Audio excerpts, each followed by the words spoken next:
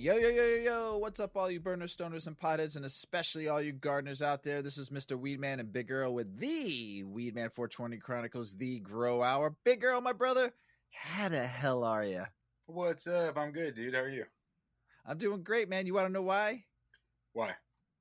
Because I get to get baked with you and Dave, who I just found out is an anime nerd like Mr. Weedman is. Dave, how you doing, brother? I'm good. Thanks for having me on, y'all.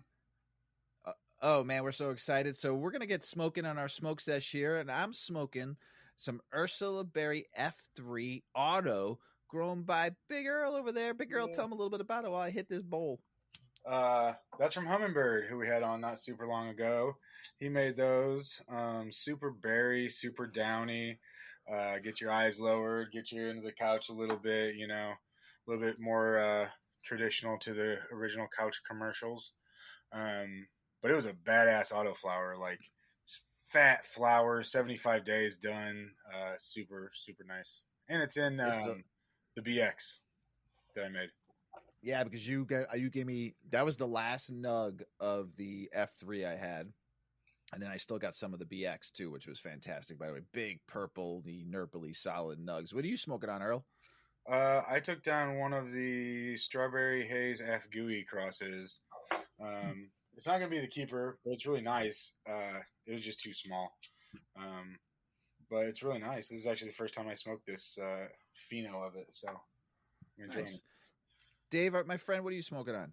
I got a jar here also from Big Earl. It's a CWH-XLL. I recently got it from him. Yeah. Tastes pretty nice. That's the Lebanese landrace cross. What is the... Have you smoked that yet? Huh? Have you smoked that yet? Last night. So, yeah, just nice mellow high. Yeah, it's got some good food. I got a couple packs of that too. You threw me, right, Earl?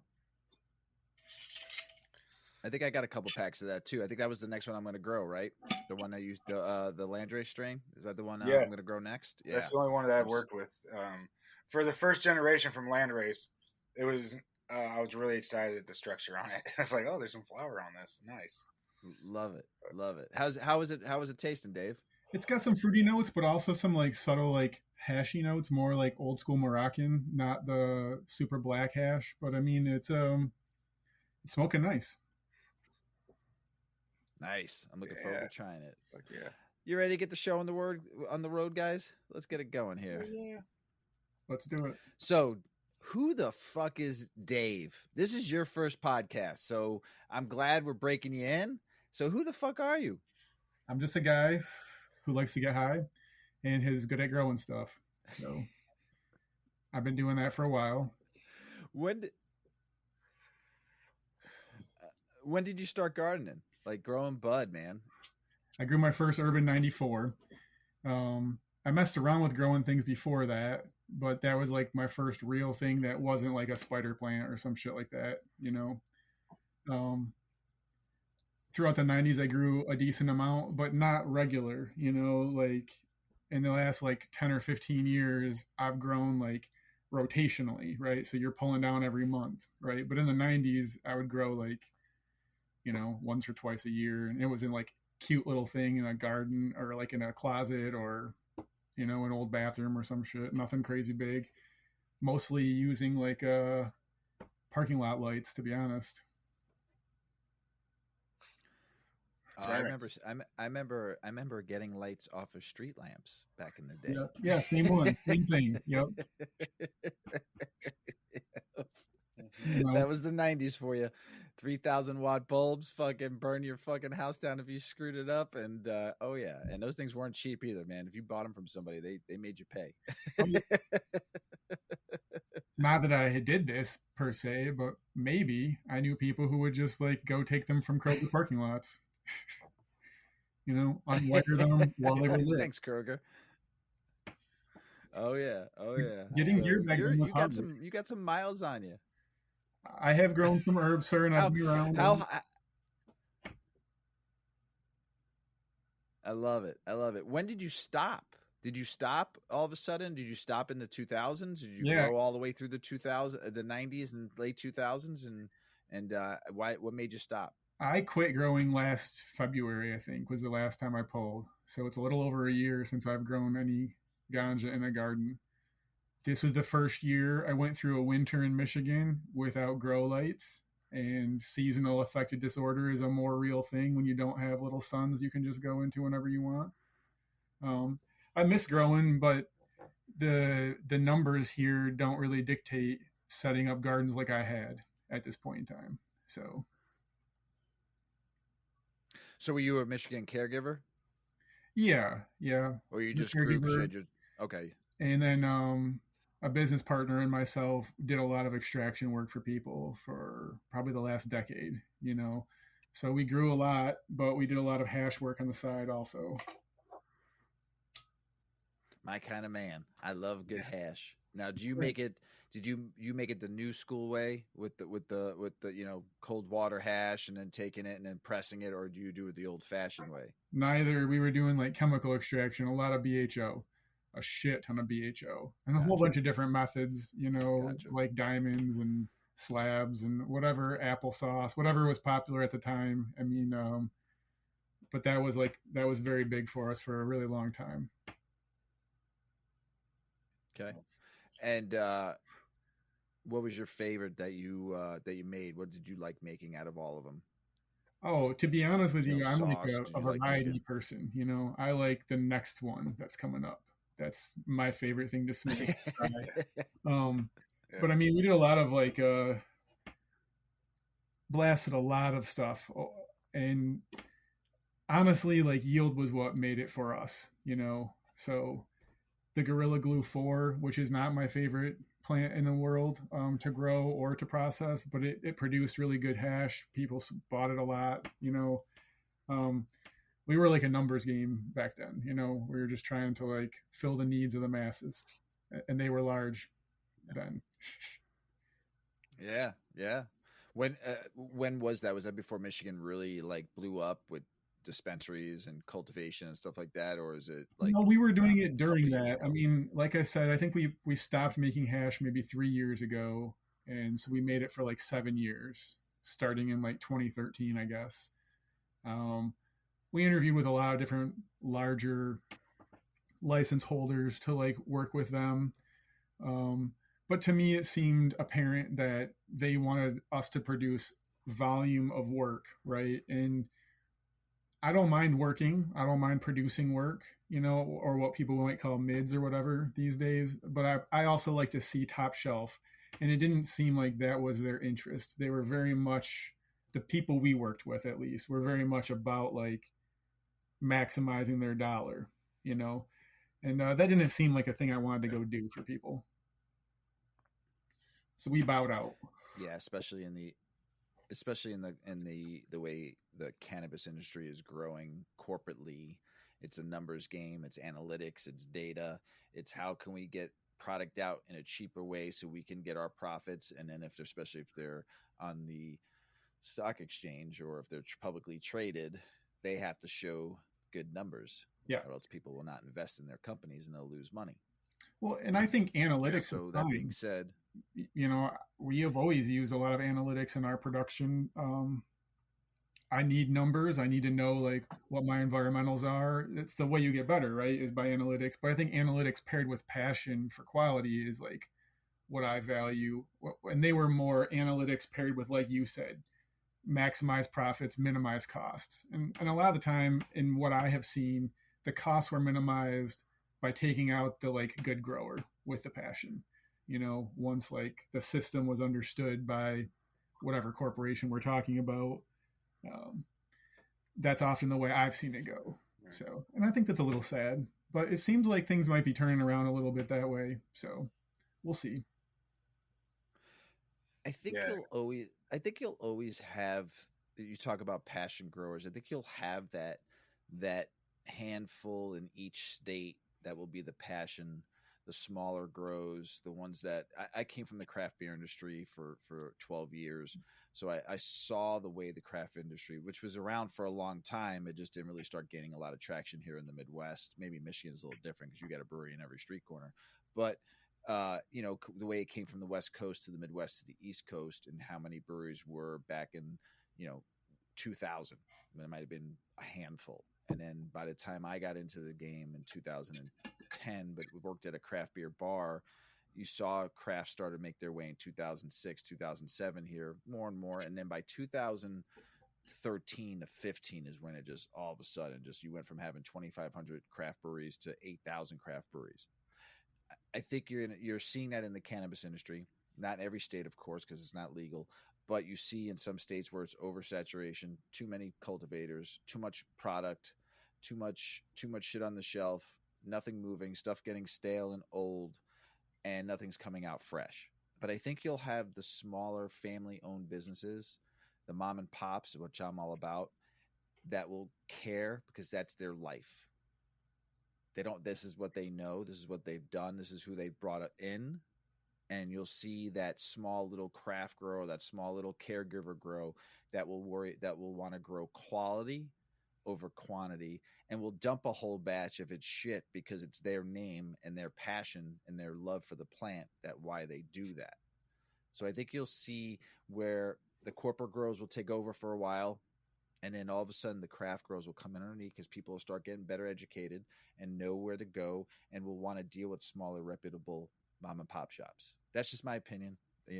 I've been talking about this for a hot minute now. You can ask Earl. So, Earl, you were going to say something. I'm sorry. I don't know if I remember what I was going to say, but so this episode is about cannabis and its adjacent industry, and we introduced Dave a little bit, but we maybe did him an injustice because, well, just a little bit how I know Dave is when I first started working at the grow shop. Dave was working there. It was the grow show here in Michigan. It's not here anymore, but and from Dave and a couple other people is really where I got I'd say the foundation of most of the stuff I know. That's who helped me set up my first garden, what I actually set up. Me and Dave, we probably worked 3 or 4 days a week together for a while. And that dwindled as things often do, and the good times in your life often do. Same with the bad, so never forget that. But and then you've done so much adjacent to it's cannabis isn't really on its own, right? It has its own industry, but it's like an industry in every industry. There's nurses and nurses who smoke weed. There's, it's like a subcategory of every single industry, and you've been around them so much, including seeds. So anybody who's heard me talk about anything, Ice Queen Haze was one of yours. I don't think I do it justice when I talk about it. Do you remember the cross on it? You always talk about it being a dragon cross, and I'm always like, man, I think it was a purple. I think it was a blue and a red dragon. I think it was purple dragon. Do you remember the cross on that? Yeah, it is a super lemon haze and a amnesia haze cross. The Ice Queen amnesia haze cross. Yeah, so that comes that's European. So it was called Ice Queen Haze, just so everybody knows out there. That was your genetics. That was some Philosopher Stone Seed. Yeah. That's fucking awesome. Sorry to interrupt. I just wanted to make sure everybody heard that. Yeah. Yeah, and that was Philosopher Stone Seed. Do you have seeds around anymore? Do you do anything with that? I haven't done any work genetically in a while, so I do have some seeds. Yeah, I mean, I always have some seeds because cannabis is important to me. Yeah. Mostly as an adult, it helped me form into the person that I am. Cannabis was a driving pressure on my development. So yeah, I'll always have seeds, and I would like to breed again one day because I've never really accomplished my goals there. But at this point in time, I don't garden, so it's hard to do crosses when you don't have gardens. But I'm sure I'll grow again as well. Hell yeah, dude, that'll be dope. I have your Targaryen haze too. I think that's a dragon cross. That's what. That's the dragon. Okay, man. I have it written on my drive now, so I can just go to it and be like, oh. when did you start? We've probably talked about this 10 times in the shop. The amount of times we were sitting there bored as hell. When did you start making seeds? Oh, I mean, like accidentally in the 90s, like, Yeah. so I gardened a lot. I guess let's talk a little bit about like where I come from gardening. Um, I knew an old guy whose name was Kevin, and by being consistent with work, I earned a spot being able to go into his garden and like cut clones, right? I couldn't do anything cool, but like that was the first garden I ever went to. He grew on rock wool, and like back then, unless you like went to Amsterdam or something, I didn't know of a way to get seeds. You could buy them out of like the High Times magazine, but I never tried that. So I don't know if that works or not. So like literally we would like grow our own seeds, or you'd get bag seed from something from somewhere and it was better than most of the shit you got. So try that, I think it was like 2002 or 3 before I ever grew seeds that came from like a breeder, and I'm pretty sure they came from like the greenhouse in Amsterdam, and that was once Attitude Seeds started online. So, oh yeah, you remember the strains? I mean, the first seeds I bought was a Super Lemon Haze and a. It'll come back to me. I'm a little high right now, but Super Lemon Haze is one of the first things I grew, and the thing I grew the longest probably. That strain has been in my life for many years. Yeah. Oh yeah. How did you do like a lot of forums and stuff back then? Were you ever? Everybody. I was kind of towards the later years of that. I mean, I read them, like but I didn't participate. 15, 16. So yeah, you were on them, just trying to find like in the early 2000s and the 90s, weed growing information was like literally you got it out of your Cannabis Culture or your High Times magazine, or maybe somebody told you, but it wasn't like pervasive like it is now. It wasn't easy to like, you could either fuck around and find out, or, maybe just be timid and not try new things. That's the best part of gardening. Yeah.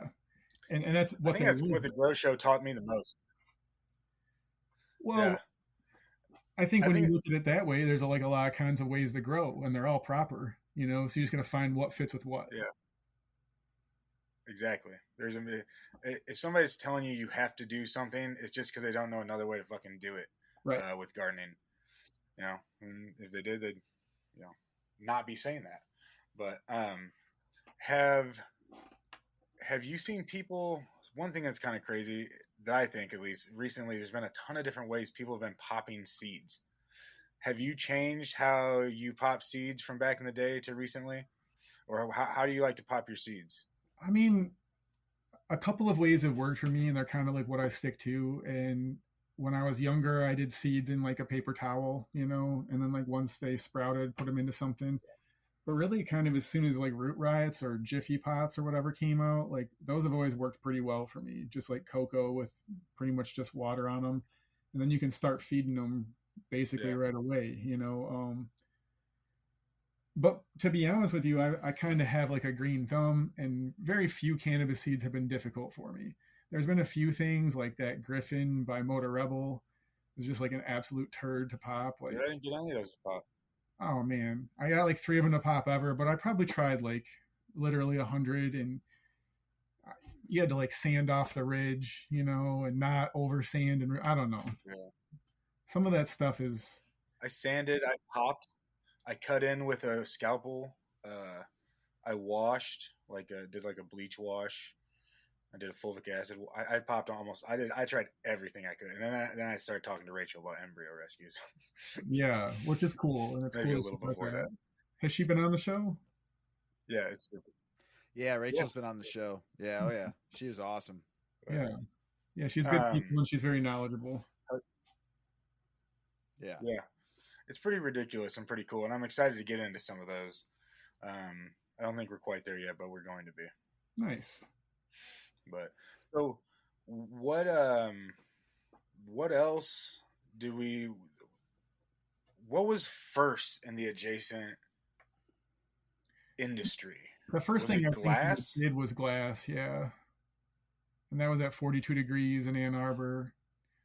And that was like in the era, it was before we had like medical herb in Michigan. So I think I started there in 2005 or six.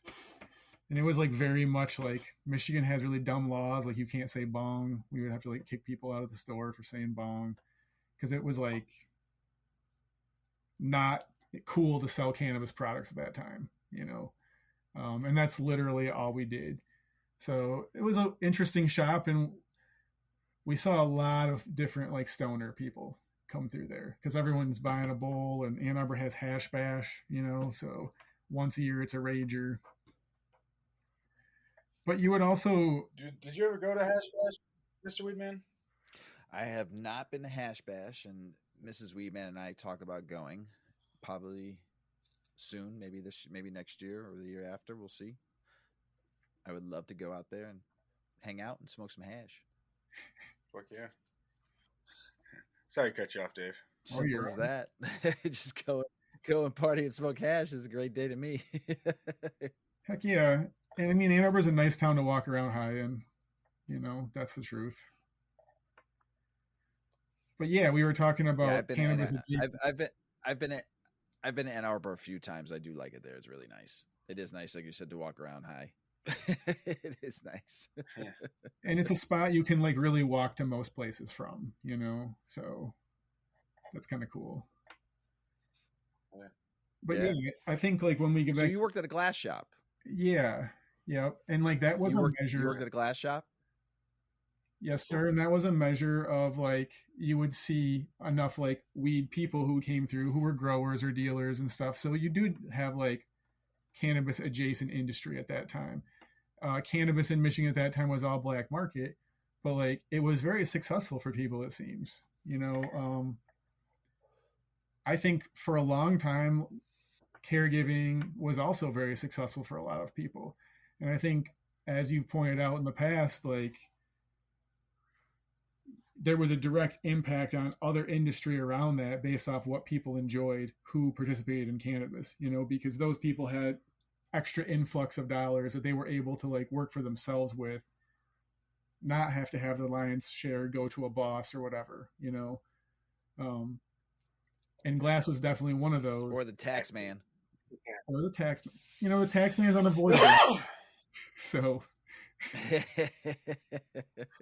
gets paid first. Yeah, eventually they want their money. Oh yeah, and he pays attention. Yeah, it's true.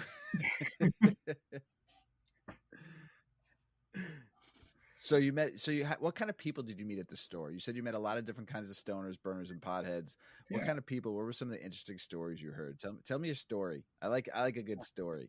I mean, we just had you gotta meet one character, you know, who would come through. So like, I think our character was like new students coming into 42 Degrees the first time, because a lot of them came from out of state, you know, California, New York, New Jersey, and cannabis culture was very different there. And our like enforced vernacular here we had in Michigan was like a learning curve for a lot of people.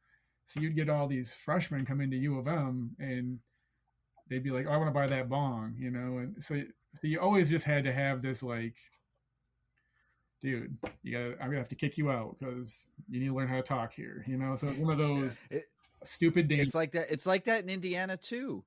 I went to Indiana one time. I walked into a smoke shop. It was a fucking head shop, but they call it a smoke shop. I walked in. I'm like, oh, dude, look at that bong. He's like, if you say that word again, I'm going to kick you out. I'm like, yeah. But that's what it is. He goes, no, it's a smoking apparatus. I'm like, yeah. Ours were. What am I going to say that for? Yeah. What were they called? Water tubes. And I would like water tubes. We sold thick glass. Like we sold a lot of glass. I sold a lot of bongs. We sold a shit ton of bongs at that time. And people would come in and like one thing we sold was like a 9mm thick Illadelph piece of glass, you know, straight tubes, beakers. I'd let people fill them up, pull through them, you know, we'd throw them on the scale and take the weight versus the height and see which one had the most density of glass. You know, we had pretty informed glass purchasers at that store. People had a lot of like metrics that they cared about for determining what they wanted to buy. But also interestingly, that was like exactly the era where glass went from like an expensive bong then was like $1,000, and now like every dab rig is $1,000, right? I mean, like in the fancy ones. Oh yeah, I've seen rigs $5, $8, $10, $12,000. I'm like, holy fuck! And they're beautiful. Don't get me wrong. Don't get me wrong. They're beautiful pieces, but man, imagine if you broke that shit. I'd be fucking pissed. Cleaning most of those would be like, oh fuck, you wouldn't even use them. It's on your cabinet. Like, yeah, that's the point too. They're so intricate and like hard to clean. Imagine if you clean that some of those delicate glass pieces and you fucking cleaned it out, and all of a sudden it broke in your hand. And you spent $5,000 on that thing. I'd be pissed as fuck. Yeah, and literally in this area, how'd you guys clean pipes? How? I mean, I salt and rubbing alcohol. Yeah, what did you guys use though? Oh, I sold orange condom there. Pretty. So. Pretty standard. Yeah. And then like what go ahead, I'm sorry. Well, like I was working there also while we were doing the like signatures for medical. So it was kind of cool because I talked to so many different people who participated in cannabis culture. I felt like I could help steer that. So literally sent hundreds and maybe thousands of people to like the first doctor in Michigan who was writing scripts, who was a dude named Dr. May. And I think that really helped push forward Ann Arbor a little bit. You know, like we had a lot of people who had cards pretty soon. And like when that change happened, there was a lot of like, I perceived them to be salty law enforcement officers out there, you know, who are like, happy to catch you with some herb, and then really bummed when they found out you had a card, you know? Yeah. Nice. When weed prices were up back then, or if they were up, did glass sell better, or did people just come in for cheaper stuff, or did people want more and more glass, or more bigger bongs, more expensive bongs, because weed was starting to be more, I guess, like looked at differently? I mean, I think back then, like your average good zipper was $350, and your excellent super top shelf, almost unattainable weed was like $400, $450 an ounce, you know? So weed was expensive for sure then. And we had a lot of people who bought glass, and we probably sold like at this point that $5, you know, dry bowl the most. That was probably like our most profitable thing there. But we sold a lot of bongs. The markup wasn't as high because the price tag was higher.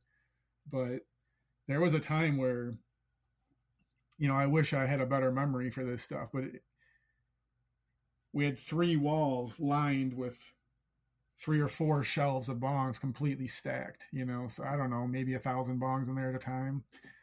So we were selling a lot of glass, but I feel like the bongs went mostly to like the frat boys at that point in time, you know, or the serious weed people. You know, it wasn't like you'd come see a show in Ann Arbor and you had to hide that shit. Yeah, where most people would buy the dry pipe, you know, that you could ditch if you had to or whatever. Yeah. I at one point had a 6-foot bong. If you want a quick story, I might have told you this one, Dave. And that thing, it was at a time and a place where, you know, you're not supposed to smoke, and hiding, not getting that thing found when inspection comes. Oh, we gotta come do your water heater. Oh shit, where the fuck this is? It goes in the water heater closet. Where am I gonna put this? It was I ended up giving it to our neighbors. Kind of forgot about it. A couple years later, I see one of them sees me at a bar, remembers me, and they're like, "Hey, I'm so and so." I'm like, "Oh, cool." And like, they obviously could tell I didn't know who they were. And they're like, "You gave me that 6-foot bong." I was like, "Oh shit!" Like, let's have a drink real quick. Did they still have it? I don't. You know what? I don't know. I should. I would think I would ask that question, and if I did, I don't remember the answer. How long ago was this? 10 years ago, maybe. So if somebody's listening out there that has Big Earl's 6-foot bong, he wants it back. It's blue. Bottom. He'll give you some good. He'll give you some of the good if you fucking give him his 6-foot bong back. That'd be historic. If two people smoke 6-foot bong. If somebody's listening out there, listens to the show that knows the guy that took Big Earl's and didn't take it, but hit it for him. bring back his bong. It'd be great Well, I to just take a gave rip it to out him. of Because I was moving out. And I was like, where am I fucking gonna put this thing? it.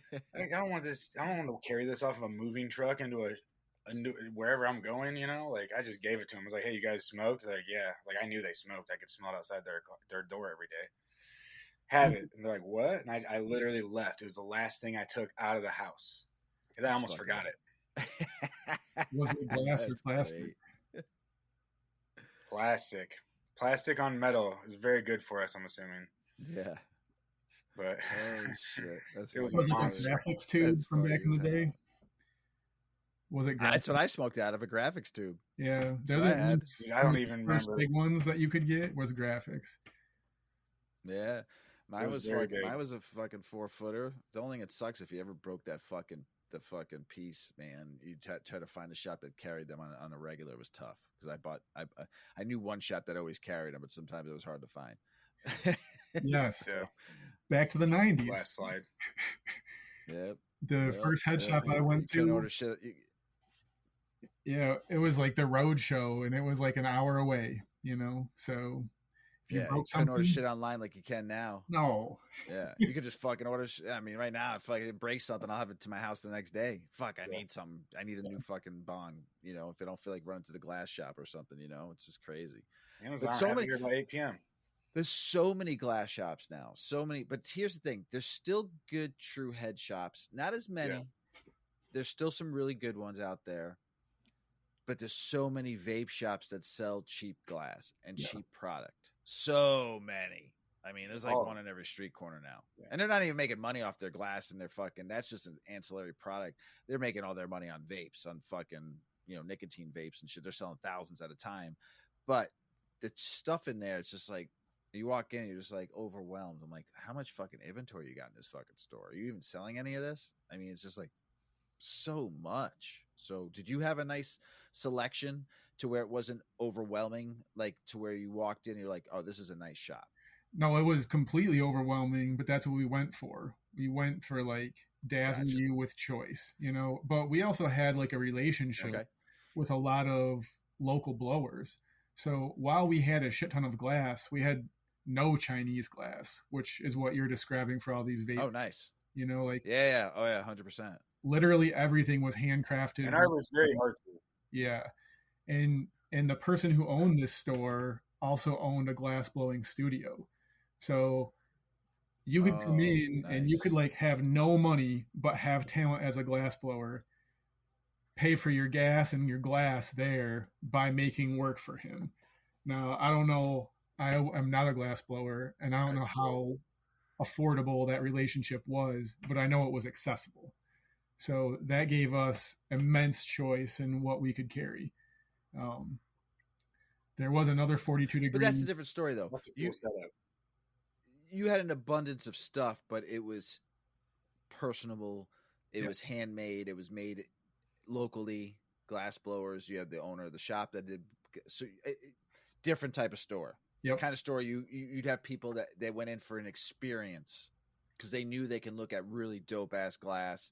You had your standards probably, but then you had like the shit that people are like, wow, look at that. Holy fuck, look at that glass. Wow, that fucking piece is brilliant, Yeah, I would say it was like a gallery that you could shop at. We had unaffordable stuff, but we had plenty of approachable stuff. But yeah, just due to the nature of the people who own the store, we had good relationships with even not local, but like national, like companies like Illadelph and stuff like that, Tommy Chong, things like that. So we had pretty exceptional choice as glass evolved. But that was also before Instagram, and I feel like Instagram changed the relationship that an artist and people who enjoy that artist can engage in, and it made them more approachable. So while I do think head shops are still a thing that can be, I think more they have to be galleries now to be a good head shop, in my opinion. And like a lot of art from these artists is not exclusively available at the store anymore, where when we ran the store, it was that way. So perhaps we had a leg up there just because there wasn't a way that you could contact, Dan P or Banjo or Cowboy or whoever was the glass blower, Gotcha. And then Big Earl told me you worked at a dispensary. Yeah, I ran a dispensary in Before Ann Arbor for a while, about a year and a half. And it was we had That's priced a it totally up. different aspect. Yeah. It's a totally different aspect. Fucking go to work for a dispensary, traditional market in the '90s, fucking underground, having fun, like, and then you go to fucking a dispensary. Was that like shy? Like, how was it where you were street traditional market, and then all of a sudden have to learn laws? Before Well, it was like not getting caught laws, and now you have to learn about state laws and regulations and packaging, and yeah. you do a deli style in Michigan, so all that kind of stuff. So how was it going from this to that? Well, so it wasn't that. When I worked in a dispensary, we were like the fifth dispensary open in Michigan. So there wasn't like a way dispensaries were at that point in time. And we grew a lot of the herb ourselves at the dispensary that we sold there, but we also worked with a whole shit ton of different growers. And like, there was a lot of people who were, so this is like 2009, 2010 to 2011. And there were people who like really did not have their gardening skills dialed in, and they were pretty awful. But there was some people who were like on their game back then. And there was some like very top shelf coming out. And like you said, because of my relationship, so previous to, I think, in Michigan into 2008, the black market was very tight knit. You might never have like officially met somebody, but you would still know who they were because there just weren't that many people. And it wasn't super easy to get access to high amounts of cannabis back then. You had to know people, but because of that tight knit community, being one of the first dispensaries, that proved an asset, because all those people were still working and on the grind. So again, we had access to a lot of locally crafted, high quality product. Really the same idea as 42 Degrees, but totally different, like you said, package. So, and this is when you can buy from caregivers back then, right? Yes, definitely. You didn't have to buy strictly from cultivators. So you had some people out back then probably that really knew what they were doing. Like you said, you had some people that weren't up to par, but you probably had some people that were dialed in with their caregiving grow, and it was probably some phenomenal weed back then. Yeah, and I mean, a lot of those people, of course, I would never want to incriminate anyone, but at least they had been doing their research for the years before.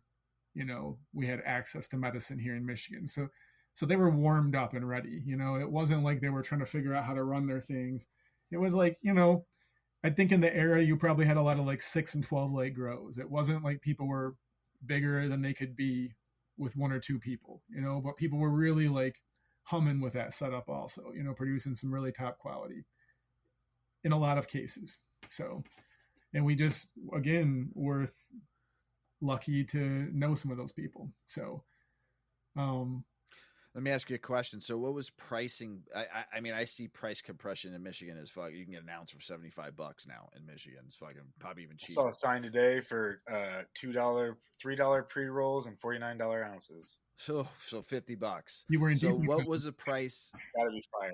Yeah. So back then, what was the price of an ounce back then?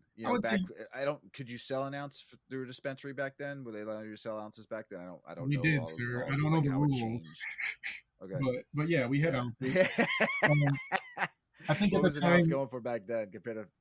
Yeah, I think at the time we were allowed to do 2.5 ounces was a personal limit, and we were like buying ounces for anywhere between $150 for some lower quality stuff to like $300 for some good cannabis, maybe $325 or $350 if it was like really fucking good. And we sold everything by the gram at that place, and we had grams starting at $8 and going up to like $20. Oh, that's good. But what that's we good really, pricing. Yeah, you were fair. I like that. I try to be, sir. But what we did really well with was foods. We had some really good bakers we worked with, so they were making like just things that you don't see now, like pineapple upside down cake. I made homemade caramel. I missed that. Yeah. I fucking missed that. I missed that of good homemade edibles. The only state I've seen that in personally is Oklahoma. It's a couple shops I went to that they have a kitchen where they're making shit right then and there, and you can get some fresh baked goods. Besides Mrs. Weedman's edibles. Yeah, so I was gonna say Mrs. Weedman makes some Mrs. good Weedman stuff. throws some good shit. So, Yeah. but it's all fucking sugar and chocolates, and you don't even see chocolates that much anymore. It's just all sugar fucking stuff. I want to see some cakes. I want to see fresh stuff. I don't want to see stuff that's packaged. I want to go to a dispensary one day. Like I went to Oklahoma. Cake I of the bring this morning. up a lot.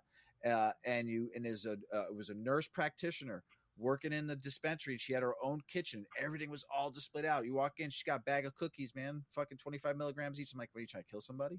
But, you know, for me anyway, I like tenors. So I'm like, but this is dope because you can go in and pick what you want and say, oh, you got a fucking fresh piece of fucking tiramisu that's infused? Oh, yeah. Now we're talking my language. Or fresh pie. She had pies. She had cakes. She had cookies. She had fucking pastries. I mean, this nurse had it dialed in. I'll give them a fucking shout out. Med Farm in Oklahoma and Tulsa, the best out there. I love them. So, and that nurse practitioner was the shit. I want to see that. I'm tired of getting fucking packaged goods and you don't even know how long I mean, I know the dates are on there and shit, but you don't know how long I've been in there and shit. I want good stuff. I like a good gummy. Don't get me wrong. They're good. They're good. A gummy has its place. But on a fucking Saturday night when it's my cheat day, I don't want a fucking gummy. I don't want a piece of chocolate. I want fucking cake or pie or fucking something good. You know what I'm saying? Different every fucking week. Yeah. So I like that. So go ahead. Sorry to interrupt. I just got excited. No. See, I'm passionate, Dave. We talked about this I just think that's like reaching back to that old school culture again. You know, like these people made that stuff because they used it and they cared about it. You know, yeah, they wanted to make money. Yes, making money was important to them, but it wasn't their only metrics they operated on. You know, and like we had like ice, so like that was huge for us having all those edibles. But then again, coming right from the glass world, I had relationships with glass blowers, so we had like dab rigs there before other people even knew how to put one together. You know, so like in the era where like at least here in Michigan, people went from like dabbing on like an open chamber bong, right, with just a downstem, heating up a piece of glass and putting a dab on that hot glass. Then they like invented these little swings that went underneath a bell, you know, and we were there during that mix working with local artists who were making glass and we were smoking and making hash. So, you know, it was like a nice relationship. But that fucking synergistic right there. yeah. But I had bad partners there and I learned really good lessons. You can like have a very profitable and productive business, but if the partnerships that run that business have issues, then it doesn't matter how successful the business is because you're only as good as your partnership, really. So, you know, that's what happened, why that dispensary does not exist any longer, because everyone else from that era does pretty well, it seems. You know, they're still around and kicking with their heads above water at least. So, yeah, I mean, there's over 600 dispensaries in Michigan right now. I mean, that's a lot for, you know, the population, but you get an influx from Indiana, Ohio, and Illinois that come visit you on a regular. So, I mean, but still a lot of dispensaries for the population, and you see some dying, some not. But I want to go back to something you said about people making money. Listen, we all need money. It's the way the world works. I wish we didn't, but it's the way the world works.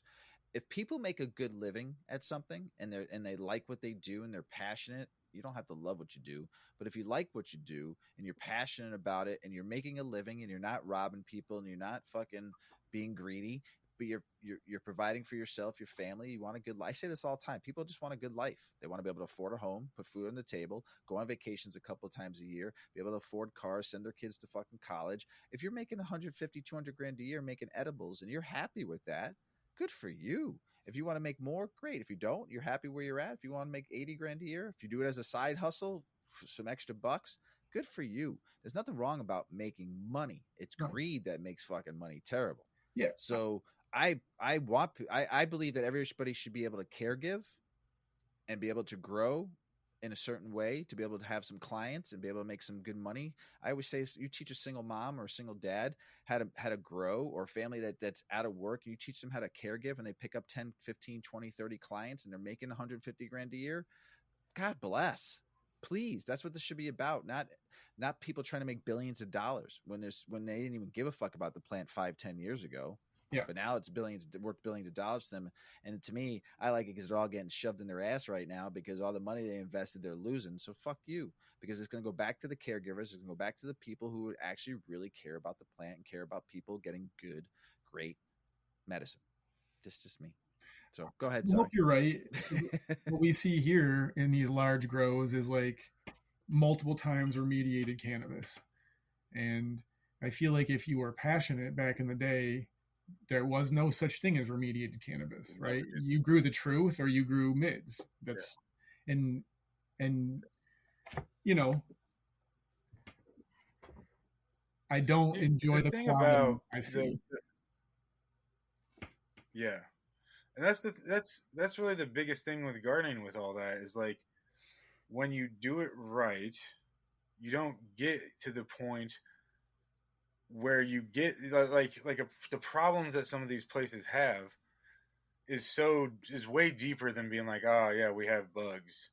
It's like, man, the whole system is off. And so without that passion, there was we've probably said this 100 times, there's such a huge push with money. And it was like I personally think it was oh, the stoners can do it, we can do it. And you see some people killing it, and they're the ones that are like passionate, got in at the right time, were smart about it, and they're far and few in between, but they're in there. But for the most part, it's just these people that like throw money. They throw money at it and throw money at it and throw money at it, and they don't care about any of it. It's not the biggest part of all of it, I think, is that they don't consume their own product. Yes. And if you don't consume the product, how can you determine what steps you can cut out to save money and what steps you can't because they're important for your final product? You know, like if you don't use that, you can't have good linear thought on the flow and how to get there and where you can compress an event and save some money and where you have to spend, you know, like if you're really growing, anyone who's been growing for a while will tell you like canopy management is where you make your most money. You know, so if you're filling your canopy out and you're spending your time defoliating and you're making things look proper and right, you're going to do well. But if you don't know what growing is and you're just like, oh, you're spending a lot of time here and we don't think it's important, you could cut that step out, you know, to save labor money. And you just, I don't think that right now, what I see in modern cannabis, I don't think they have the right perception on their own products to be able to push forward with innovation. I think that comes from having a passion and a skill set. You have to be plugged in and aware of how you can like make money, but it's the passionate people who push forward the industry. You know, they're the ones who like, when you look at excellent breeders from back in the day, which is I know a thing you guys talk about all the time, like the ones who had the passion are ones that we still refer to. You know, the Hayes brothers back in the 70s are still mentioned, not because no one else could do what they did, because anyone else could, but because they had the passion to do it, you know? So, yeah. And I think that's where we're lacking. I wasn't even just, through all your guys' stories in the shop and just comparing it to some of the industry that's around today, it was just, and I'm not saying it's even worse. It was just different, you know, it was just, much more hidden, much more like it's so open right now. You don't. It's almost like it's a real market. I mean, it's a numbers game almost. You get in front of as many people as you can. You try to impress. Hey, look at what I got. And back then, it was almost the opposite of that, where you're like, I don't want anybody to know who the fuck I am. Yeah, I have these close friends. I'll get them some seeds. Oh, maybe. And so I don't know. But so you and Big Earl used to work at a grow shop together. Yeah, did you go to that right after the dispensary? No, I took a year and like thought about a bunch of shit, grew some weed, you know, and then started working with my business partner who I made hash with. And right at that same exact time, I got a job at the grow show. I needed the money, A, but also B, it was a good way to meet a bunch of growers who might be looking for the services that we were providing, you know? And the grow show was fascinating. It was a intriguing place, you know, like there was a while where you were there when we were super busy. Like we were doing millions of dollars a year in sales, crushing. Yeah. Um, Oh, dude, it was awesome. It was fun as fuck. and you Been high really, all day, fucking hustling supplies. yeah, you really got to look With also carts all day. there at who the industry was. And while you and I were at the grow show, I mixed this up a lot because I was there for 6 years, like 2013 to 2019. But in that 6 year window, probably saw the industry turn over like 3 times, at least 2 times. Like a bunch of people come in, buy grow gear, set up, run for a year or so, shut down. Another batch of them come in. You guys buy used equipment? Yeah, exactly. You guys buy used equipment? Oh, we sure don't.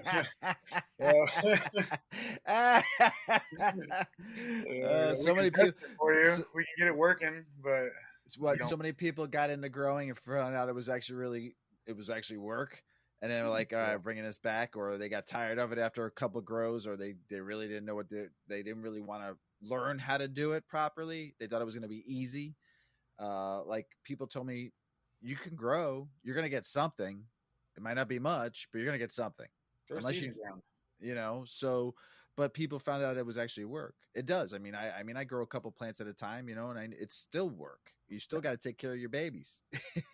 Well, and as we were talking about a little bit before the show, cannabis is a multi-skill set organism. Like you can be excellent at growing weed, but if you're miserable at selling weed, like it still could be an unsuccessful venture for you. So, and I think especially a million things that could be bad.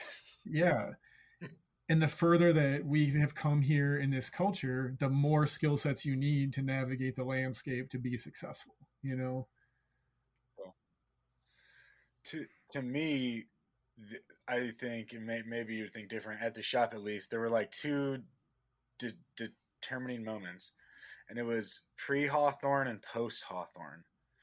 And maybe just to make me feel good, because we talk so much shit, will you tell everybody kind of what you saw with that when you saw, Monsanto and Hawthorne coming in and buying some of these nutrient lines, and which was the thing that always troubled me the most, but like the industry, because you were there, that was towards your last year there, right? Yeah. Well, I think that was like our first look at big cannabis taking over, big corporations taking over cannabis. Previous to that, like General Hydroponics, they've been around since the 70s, right? They're a big company, or were perceived to be a big company, but they were like not that big of a company when you're talking about like conglomerate multi-state entities, right? And you had Scott's Miracle Grow and Monsanto, or the Hawthorne Group, as they created as an arm of Scott's Miracle Grow. And they came in and like you really saw a dedicated, focused corporate interest in taking over all distribution methodology. And they didn't care how they had to get it. They didn't care what your product line was. They cared what your distribution access was. And they just bought everyone. And like as soon as it happened, did that first. Yeah, it just happened. It like there wasn't a problem until it was all them, like oh, whoa. Another new sales rep. Dog, it was crazy. It was like it went from being like the coolest culture and the coolest industry that I had ever been a part of, at least, to being like everything else. Yeah, for me. Yes. I left in 2021, I think, early 2021, so a little after you, and it was like almost complete. It was like, you were either with them or you weren't with them at that point, and it was just maybe it's not like that anymore. But they wanted to have everyone who grew cannabis had to give them money at some point in time for something that you needed, regardless of what it was. I mean, and that happened, I think, before you saw this super corporate crunch on the dispensaries. Like I think that was first. Yeah. And at the time, you had different flavors of dispensaries, and it wasn't like you had Sky Mint, with 67 locations in Michigan or whatever. So you had a lot of shops, but they were all still like ran by people, But as soon as that happened, Gray areas a I little feel bit. like that really went through all of cannabis. Now you go into like multiple different dispensaries and you're going to see the same packaged, you know, gummies or tinctures or whatever, you know, in all of these locations. So even though there's like different shops, there's a perception of choice, but there's not really the choice that you feel that there is, you know. But I do think that happened, like you said. Even in description. But even in description, they give a perception of choice, like sativa indica. You know, with you know, oh, this is 30% THC. It's like that's like a perception of a choice. You can make your choice, but it's not based off of like, you know, a lot of that's based off of either completely false or at least skewed, you know, information to the consumer at a bare minimum. Yes. Yeah. Well, and then like back in the day, again, we keep talking about this, but your weed was chosen by somebody who smoked weed, right? Not by a laboratory analysis. And I'm not discrediting laboratory analysis because I think it's a very cool tool that can provide us with more analytical looks at a plant we all enjoy. But I still think like smoking the cannabis makes more sense than like being like, oh, well, this burns really good. It's the best herb I've smoked this year, but I'm going to go with this lab report and pick up this old dusty bag here that's 32%. You know, I feel like that part's missing. Yeah. No, I would totally agree with that. And then so you said you left the shop in 2019. What did you end up doing after that? We opened up a Tree Town Treasure, so gem cutting and then like a bunch of minerals to begin with. Yes, thank you, sir. We also did like leather work and stuff, you know. Yeah, I have a rock in all my planters from your shop. Not my garden, but like my house plants. Yeah, well, thank you. So what brought you into cutting rocks? Like, how'd you get into that? So my whole adult life, I've participated in cannabis, and I enjoy working for myself, even if I'm a hard taskmaster. You know, like I'm making money for myself with my own labor and not for someone else. And I could see the writing on the wall in cannabis. At that point in time, my business partner and I were producing hash for a bunch of people and running like 5-10 light gardens, you know, nothing outrageous, but we were pulling down like every 3 weeks. So I was used to a certain standard of living. And I knew that cannabis was not going to continue to provide it for me forever. So I enjoyed geometry, and I think and that's unfortunate. Real quick. That's unfortunate. Yeah. It is, but it was the reality. You have a passion for the plant. I get it. But for somebody who's been doing what he's been doing since the 90s and had a passion for it that can't do what he's passionate about is sad to me. I don't know. Sorry, but I just think that's, you know.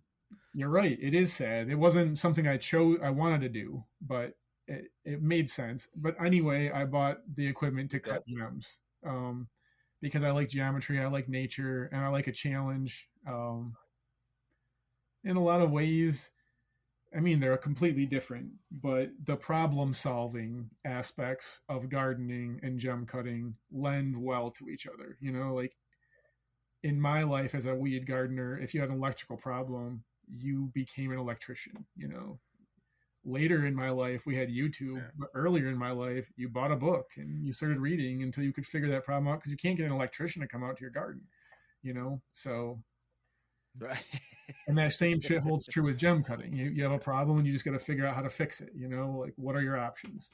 So in that aspect, I find them similar, and I enjoy that part of life. So yeah, it was fun working with you during that, because you were like learning it, like you said, and you'd come in and you'd be like, yeah, I got the wrong disc, and it would just end up being like some super expensive part, and you'd be like, yeah, I got the fucking wrong one. You'd be like, I gotta buy this other one that's actually more expensive now. And be like, oh fuck. You'd be like, yeah, it's just what you do. It was super fun, and like all the designs you had and all the rocks that you cut for me and stuff. It was a lot of fun. It was cool. Yeah. What kind of gems are they? So I cut primarily sapphires for a lot of people. I do a lot of bridal, but I cut really any gem except for diamond. And I will bitch about some of the other ones that aren't diamond. I complain about cutting quartz and cutting opal, but I can be coerced with finances to do a lot of things I don't enjoy.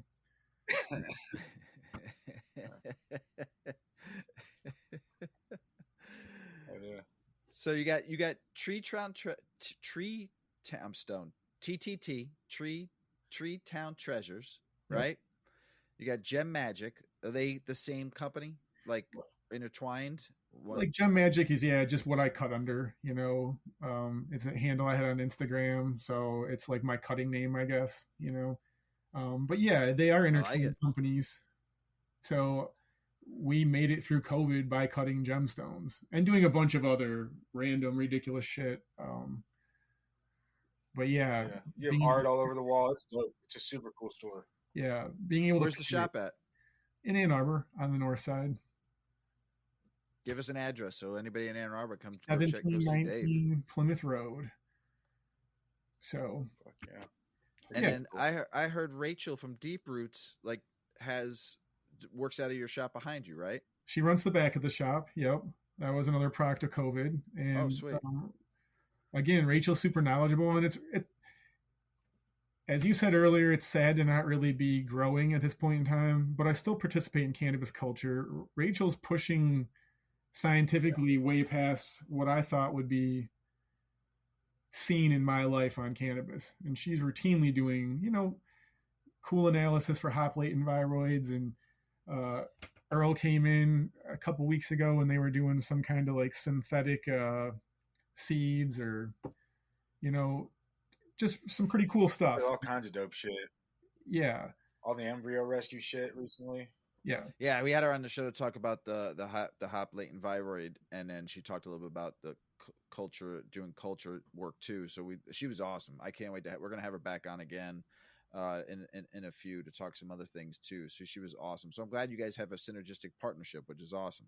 So and it all came through cannabis too, because she was a caregiver for a while too, and it's amazing how the whole industry kind of takes care of one another if you know each other the right way. Yeah, and again, I've probably known her for 20 years, and we interacted with cannabis back in the day, So like, it is when I was young, like I thought there was like growing and selling weed, right? Now, there is still that. I'm not a big fan of the dispensary model of distribution here in Michigan, but there's also cool science that's emerging for cannabis that was never something that I would have conceptualized as a possibility. So on that front, I think the cannabis culture is like expanding in new and very awesome ways that I never conceived of. So, and like Rachel does a lot of that stuff there. So it's pretty cool to see and be able to be right there when she's doing it, Yeah. Give me something young Dave would have taught old Dave like me, us old guys, back then to today. Something you should have maybe listened to young Dave today. I'm throwing a shot at you just because it's just time. We're older, so kind of a little wisdom out there. What would old Dave tell young Dave? I'll tell you exactly what old Dave would tell young Dave, and it's paying for strippers is fine, but save some money. This shit ain't gonna be here forever. Yeah. Yeah. But young Dave would not. Oh, that's fun.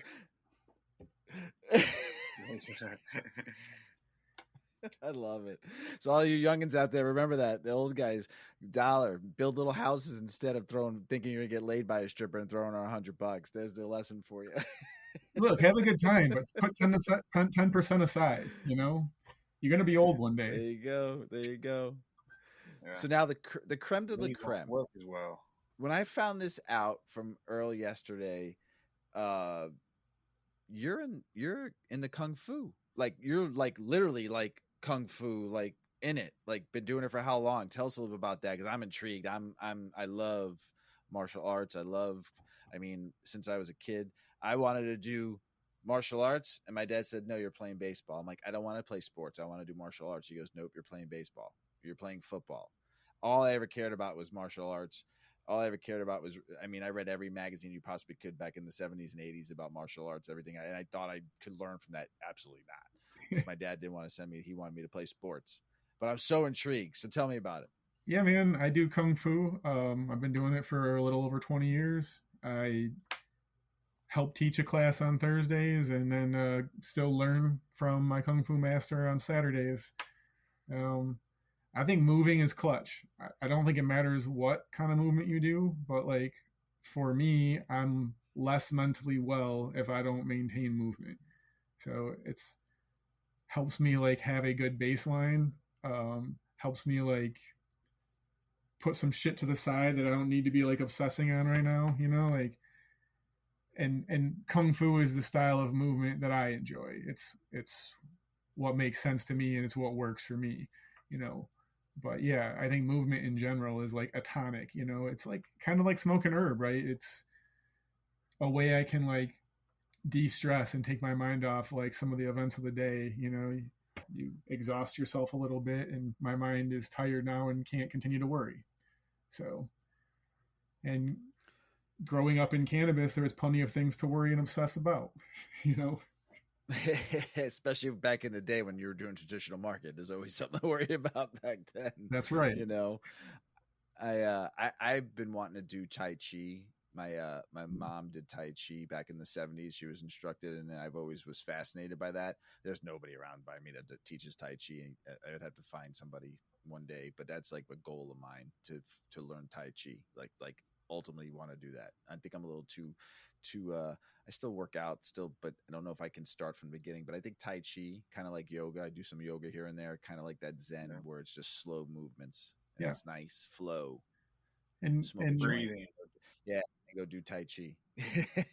Yes, and Tai Chi has a Taoist origin, so it's like also more gentle to learn. Like the Buddhist ideology is like you're trying to attain perfection. And the Taoists see it as like you probably will never attain perfection. So you're trying to get way. Better, it's just you know? It's the way. Yeah. That's what I love about it. It's just the way. Just go the way it takes you. You're gonna go that way. I love it. That's why I studied Taoism. I've always loved it, man. It's just different. It's slow.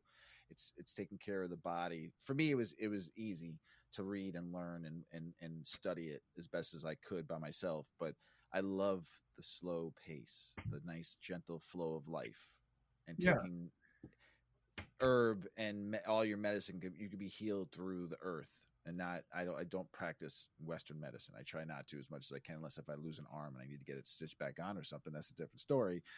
But I still believe in that traditional Eastern medicine. There's always something that can heal you first before I have to go put a pill in my body, you know, kind of thing. So I agree. And like the Taoists in their martial systems always have your health as a priority of theirs. So all of their movement systems, Tai Chi and Xingyi and Bagua. Xingyi has other origins, but some of it's Taoist. But they care about the health of the practitioner. So it's not just about the achievement of violence, which I think is pretty cool. I think it's cooler now that I'm older also. Yeah, absolutely. As you get older, you get a little wiser. Like you would have told young Dave to save your money. You know, as we get older, hitting that like late 40s, early 50s, you see we're on the caboose side of the train now. You know, I was always running and gunning, everything always intense and fast and gotta go, fucking now, rah, rah, rah. Man, I hit my late 40s, early 50s, and then things have changed. Like, I just want to move slowly because time goes by so quick. My wife and I say, Mrs. Weedman and I say it all the time. It's like, Friday's your day. Friday's your, start of your weekend. All of a sudden it's fucking Sunday, 9:00. You're like, what the fuck, man? Yeah. Mm-hmm. It just, time flies. It just goes, and everything, the only thing that's truly relevant in life is time. That's it. It's all you got. Once it's over, it's over. You look back, you're like, holy fuck, what the fuck happened? Yeah. I'm 50. But on that, I think health can stretch your time out, you know? So 100%. Yes, you're right. Time is what you got. Yeah. Doesn't matter how rich you are time, if you're dead. Time and your word. It's all you got. Everything else is fucking doesn't really matter. So just remember that, everybody. Dave, throw yourself some plugs. Tell everybody where they can find you. let us know, and if you got anything else to say before we go. I'm Gem Magic on Instagram. Also, Tree Town Treasures on Instagram. Our hours and address are on our bio there. Thanks so much for having me on, guys. It was really fun. Nice chat. I appreciate it. We appreciate you. We appreciate it. And don't forget, if you ever get back into growing again, Philosopher Seed Stone, right? Is that what I got it right? Philosopher Stone Seeds. Sorry. Yep. Yeah. So if you ever get back into breeding, remember we look for Dave, Philosopher Stone Seed, and check him out because he is the inventor of what again? What is the strain you created? The Ice Queen Haze. A bunch, but the one that I have is Ice Queen Haze that I worked with. Yeah. Ice Queen Haze, everybody. So remember, we have an original grown, ocean grown here that grew something that's memorable too. So remember that. So Big Earl, this is another great show, brother. Baked as always with you. I love it. Getting baked on a Monday with my friend Big Earl, and I got to meet a new friend. Pleasure, man, and an anime fan. I love it. I love it, Dave. We're gonna have to keep in touch. We're gonna have to talk anime. I'll have to hear a little about One Piece because I haven't watched it yet. I will, but we'll have to talk more. But everybody out there in the world, we love you, Big Earl. You got anything else, brother? Yeah, I want to say thanks to Dave just for forever since I moved up here. Really been answering my questions, and you still answer my fucking random ass crazy questions accurately as fuck. So I appreciate you, and thank you for coming on. And I think Dave would also attest to this. Don't forget your CalMag, everybody. When they're yellow, brown, whatever it is, CalMag. Yeah, everybody, don't forget your CalMag, baby. CalMag for life. Peace. Have a good night. Check out our cannabis lifestyle brand online at 8decades.com. Our custom smokes and accessories are perfect for your coffee table, bedroom nightstand, or kitchen counter. They're designed for you to show them off. The Canna community is also loving our hemp and cotton blend t-shirts, sweatshirts, scarves, and hats, finished off with our 8 Decades logo. We've got some awesome long-lasting goods that will be your favorite for years to come. 8 Decades, because a 9th decade of cannabis prohibition isn't acceptable.